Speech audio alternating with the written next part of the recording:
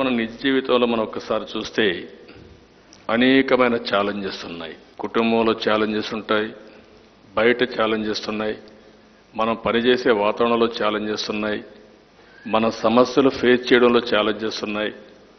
ఇలాంటి సవాళ్లన్నీ కూడా ఏ విధంగా ఎదుర్కోవాలి, ఇది ఎదుర్కొనే సమయంలో ఈ యొక్క ఇన్నర్ ఇంజనీరింగ్ శిక్షణ దీనికి చాలా దోహదం చేస్తుంది. దీనికి చాలా వరకు ఏ విధంగా ఎదుర్కోగలుగుతామో దీనికి మనకు నేర్పే పరిస్థితి కూడా వస్తుంది. ఓసారి ఎవరైతే టెన్షన్లో ఉంటారో, స్ట్రెస్లో ఉంటారో వాళ్లకు ఏకాగ్రత ఉండదు. అదే మరి ఎప్పుడైనా డిస్టర్బ్ మూడ్ చూస్తే మెమరీ కూడా డిస్టర్బ్ అవుతుంది. అదే మరిగా ఆరోగ్యం కూడా దెబ్బతినే పరిస్థితి వస్తుంది. ఈరోజు ప్రపంచంలో ప్రతి ఒక్కరికి పెద్ద సమస్య స్ట్రెస్ మేనేజ్మెంట్.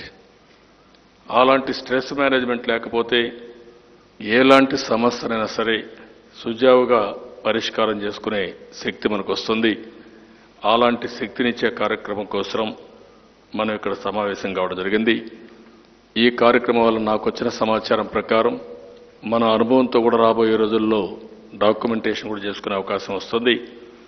ముఖ్యమైనటువంటి జబ్బులు కూడా క్యూర్ అయ్యే పరిస్థితి ఉంది. ఈరోజు మనం ఒకసారి మనం తినే తిండి, మనం తాగే నీళ్లు ఎంత ముఖ్యమో దానికంటే కూడా స్ట్రెస్ లేని లైఫ్ చాలా ప్రశాంతమైన వాతావరణం ఇస్తుంది.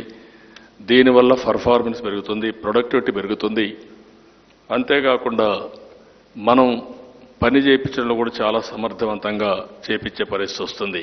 మన దేశంలోనే కాదు, ఈరోజు ఈసా ఫౌండేషన్ ఒక గొప్ప యోగా. ఇటీవల కాలంలో మన ప్రధానమంత్రి గారు కూడా యోగాని గురించి మాట్లాడుతూ యుఎన్ఓ కూడా దీన్ని అడాప్ట్ చేసుకునే పరిస్థితి వచ్చింది. ఈరోజు వీరైతే చాలా దేశాల్లో దీన్ని వీరు ప్రాక్టీస్ చేపించారు. అదే కాకుండా ఐక్యరాజ్య సమితి అయితే వారిని ఆర్థిక సామాజిక సంస్థకి ఈసా ఫౌండేషన్ ఒక ప్రత్యేక సలహాదారుగా కూడా పెట్టుకునే పరిస్థితికి వచ్చారు. దాన్ని బట్టి మనం ఆలోచించుకోవాల్సింది, వారు ఏదైతే ప్రీచ్ చేస్తున్నారో దాని శక్తి ఎంత అనేది మనందరం కూడా అర్థం చేసుకోవాల్సిన అవసరం ఉందని చెప్పి కూడా నేను మీకు తెలియజేస్తున్నాను.